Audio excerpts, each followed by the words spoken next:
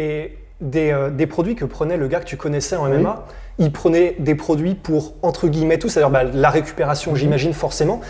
Est-ce qu'il prenait aussi des trucs pour être plus endurant, que ce soit EPO ou je m'y connais pas suffisamment. Mais Alors des oui, trucs comme alors ça. si tu veux, il y a des produits comme l'OPO qui sont dans le bodybuilding, on ne le prend pas par exemple. C'est vraiment Ouais, produit ça pour va. améliorer l'endurance. Ouais. Donc lui, j'en prenais également. Dans le bodybuilding, on prend tout ce qui sont des dérivés de la testostérone et des hormones de croissance, des diurétiques. Donc ça, qui vont vraiment permettre l'accroissement musculaire. Mais si ils sont pris pour une pratique, tu vois, dans le vélo, par exemple, ils prennent de l'hormone de croissance, ils prennent de la testostérone et ils prennent bien évidemment de l'OPO, comme tu l'as dit très justement précédemment. Mais l'ami que je connaissais qui prenait des produits qui faisaient du MMA prenait tous ces dérivés de la testostérone et prenait de l'hormone de croissance et également de l'EPO. Donc ce qui lui permettait d'accroître ses performances. Mais si tu veux, les anabolisants, les stéroïdes, sont des produits qui sont là pour améliorer le volume musculaire, donc meilleur volume musculaire. Si tu fais un sport d'endurance, tu vas quand même être plus endurant. En fait, tout va dépendre quel va être ton objectif sportif.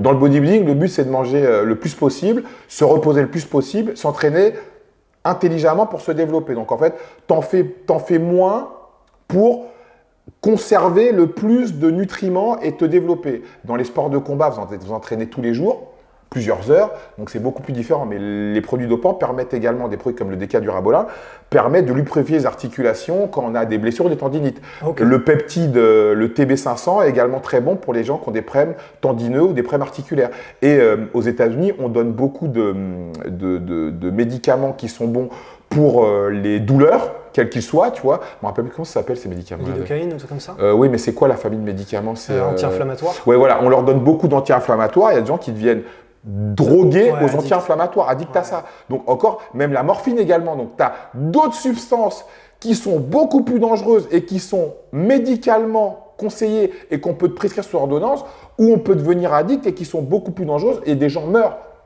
Ouais. Tu vois, donc encore les anabolisants, ça reste quelque chose d'interdit. Donc les mecs qu'en prennent quand même, bon voilà.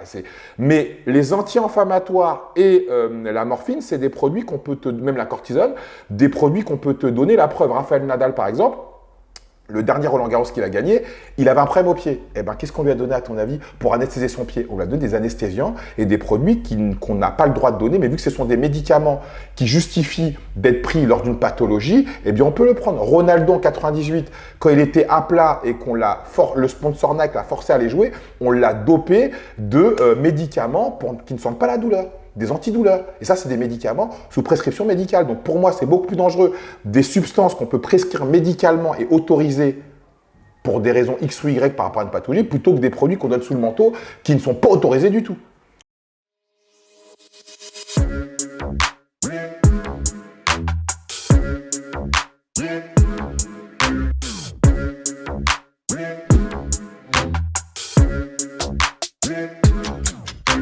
I'm fucking coming for you!